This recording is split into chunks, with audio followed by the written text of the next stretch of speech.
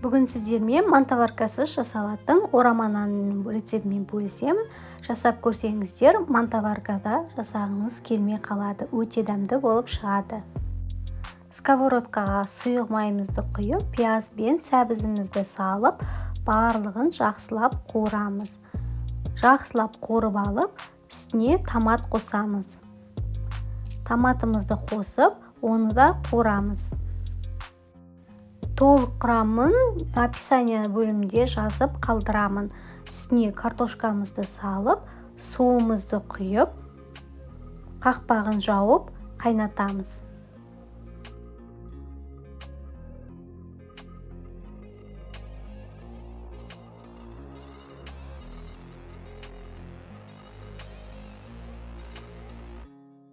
Қамырымызды дайындаймыз. Қамырымызға салқын суға тұзымызды салып, бір шай қасық 2 жұмыртқамызды қосып, барлығын жақсылап араластырып аламыз.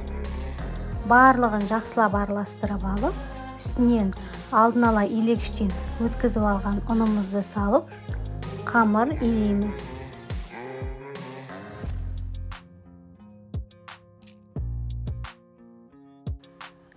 Бізде осындай жұмсақ қамыр шығады.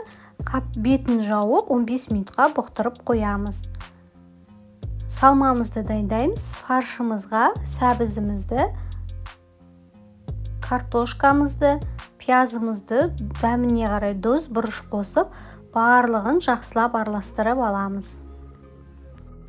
Видео ұнаса лайк басып, жаңадан есеп жібермешін тіркеліп, қоңырау белгісін басып кетіңіздер.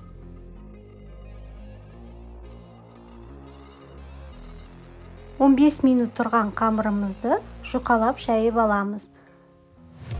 Жұқалап жайып алып, үстінен сұйық май құйып, барлық жеріне сұйық майды жағып шығамыз.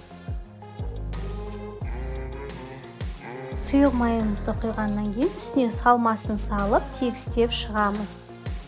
Барлық жеріне тегістеп салып шығамыз. Видеодағындай көрсетілгендей оқтаудың көмегімен қамырымызды орап аламыз. Орап алып, видеодағындай көрсетілгендей қып жасап шығыңыздар.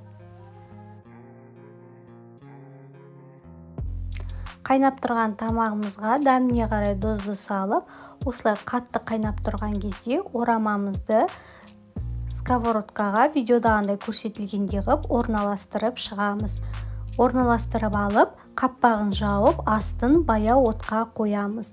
30-35 минуттай пісіріп аламыз. Өте дәмді болып шығады, жасап көріңіздер. Бір рет жасап көрсеңіздер, одан кейін мантаваркада жасағыларыңыз келмей қалады. Видеоның соңына дейін көргендеріңізге рахмет.